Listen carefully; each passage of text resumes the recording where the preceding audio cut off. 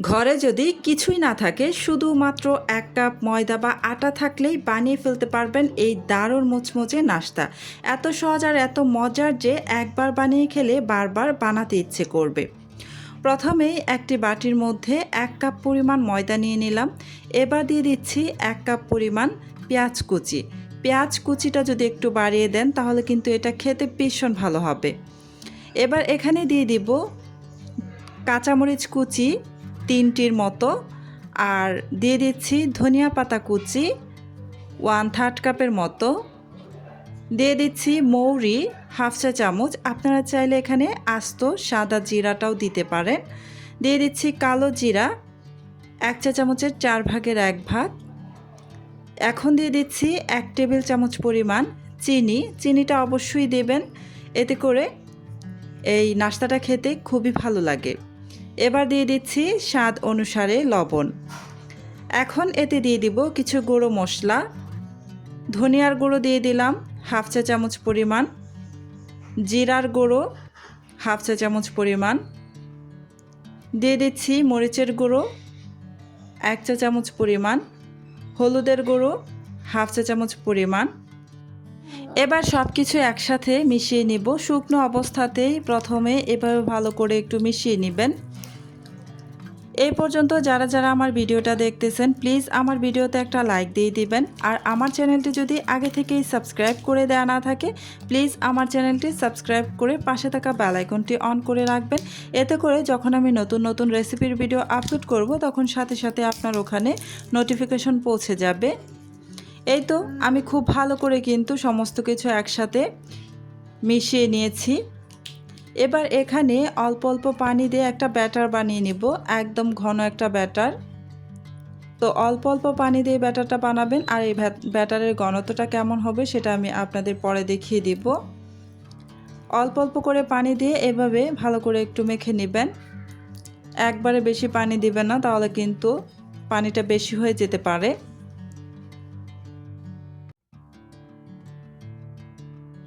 এবার এখানে দিয়ে দিচ্ছি হাফ চা চামচ পরিমাণ বেকিং পাউডার। বেকিং পাউডারটা দেওয়ার পর খুব ভালোভাবে আবারও মেখে নিচ্ছি। আর আপনারা দেখে নিশ্চয়ই বুঝতেই পারছেন এর ঘনত্বটা কেমন। এই যে বোঝাই যাচ্ছে কেমন ঘনত্ব আমি রেখেছি। এবার এটাকে আমি ঢেকে রেখে দিব প্রায় 5 থেকে 7 মিনিটের মতো। এই তো 5 থেকে 7 মিনিট পর ঢাকাটা সরিয়ে নিয়েছি।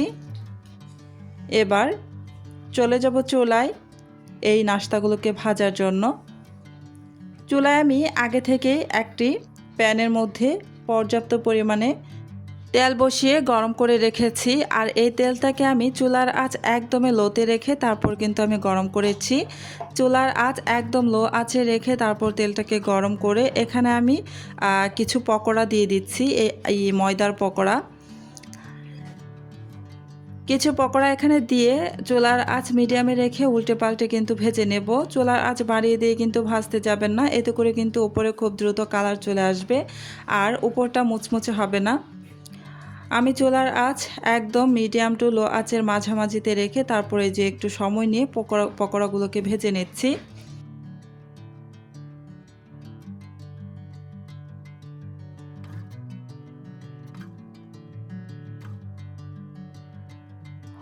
পকোড়াগুলো ভাজা হয়ে গেছে, তাই আমি তেল ছড়িয়ে উঠিয়ে নিলাম। এই যে দেখতেই পাচ্ছেন কতটা সুন্দর কালার এসেছে আর কতটা সুন্দর ফুলে উঠেছে, দেখতে কতটা লোভনীয় লাগছে।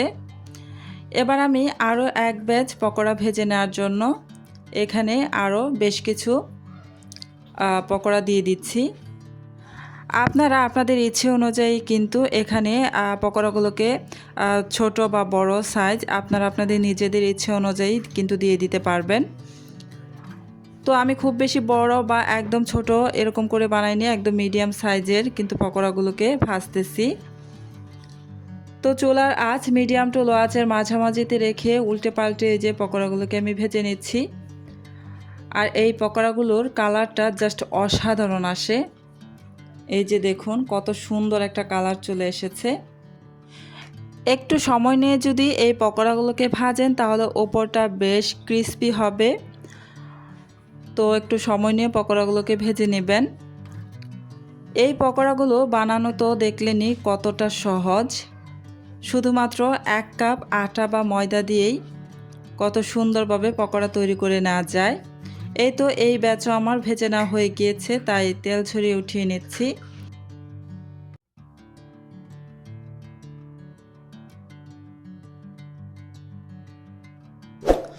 তো আজকের মচমচে ময়দার পকোড়ার রেসিপিটি যদি আপনাদের ভালো লেগে থাকে তাহলে ভিডিওটিতে অবশ্যই একটি লাইক করে আমাকে উৎসাহ দিন।